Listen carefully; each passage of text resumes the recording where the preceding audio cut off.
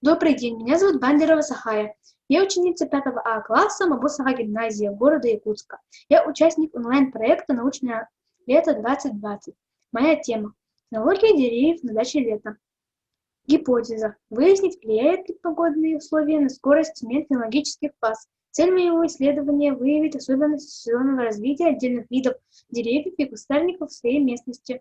Задачей – проследить за процессами, происходящими в природе лета, научиться наблюдать различные фенологические фазы, сделать выводы о зависимости сроков наступления различных фенологических фаз у растений, сделать выводы об особенностях развития выбранных фенобъектов. В первый день моего исследования мною было отобрано 4 фенобъекта для наблюдения. Это яблоня, боярышник, акация и черемуха.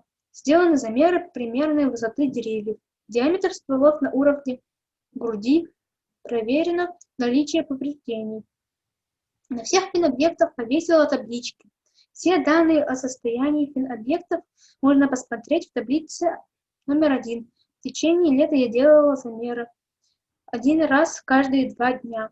В итоге мною были зафиксированы у всех фенобъектов 2 фазы в период с 13 июня по 26 июня 2020 года. Это цветение, плодоношение.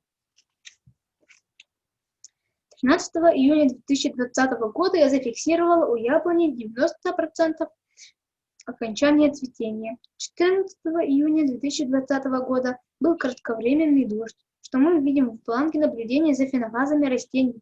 Таблица номер 2. Через день, 16 июня 2020 года, я зафиксировала уже другую фенофазу. Это начало завязывания плодов. 15-20% у яблони. У боярышника и акации также замечен рост. Также мною было обнаружено увеличение размеров листьев и плодов на 1–1,5 см за пару дней после дождя. Из этого можно сделать вывод, что дождь существенно ускоряет наступление той или иной фенофазы жизни растения. 20 июня 2020 года я зафиксировала у фенобъектов номер 2 и 3 появление первого зрелого плода. Исходя из своих наблюдений, я пришла к выводу, что фенофазы очень быстро сменяют друг друга. Нужно быть крайне внимательным, чтобы не пропустить ту или иную фенофазу. Все замеры диаметра плодов и листвы смотрите в таблице номер 3 в сравнительных фотографиях от 18 июня и 20 июня 2020 года. Зафиксировано увеличение диаметра плодов на 1–1,5 см за 2 дня. Это лето было аномально жарким и сухим. Осадков было мало. Нехватка дождей повлияла на плодоношение у фенобъектов. Например, у боярышника. Почти все плоды засохли, также у дерева акации. 19 июля 2020 года было зафиксировано первое пожелтение листвы. Раннее желтение листвы происходит из-за жары. Растения получают ожоги. Немаловажную роль играют насекомые вредители на территории исследования дачи. Не проводились никакие работы по борьбе с вредителями, поэтому большая часть черемухи и боярышника были съедены неизвестными вредителями. Также немаловажную роль играет укрытие растения на зиму. Укрытие защищает растения от промерзания корней. Итак, в ходе своих наблюдений я пришла к следующим выводам. Первое. Погода ускоряет или замедляет фенофазу у растений. Второе. Нужна обязательная санитарная обработка.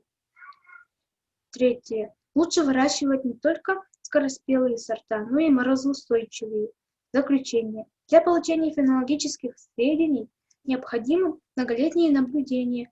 Я планирую в дальнейшем вести наблюдения за данными фенобъектами. Благодаря своим фенологическим наблюдениям у меня собраны данные о погоде, зафиксированы стадии фенофаз моих фенобъектов, а также собрано много фотоматериала, которые понадобятся мне в следующем году.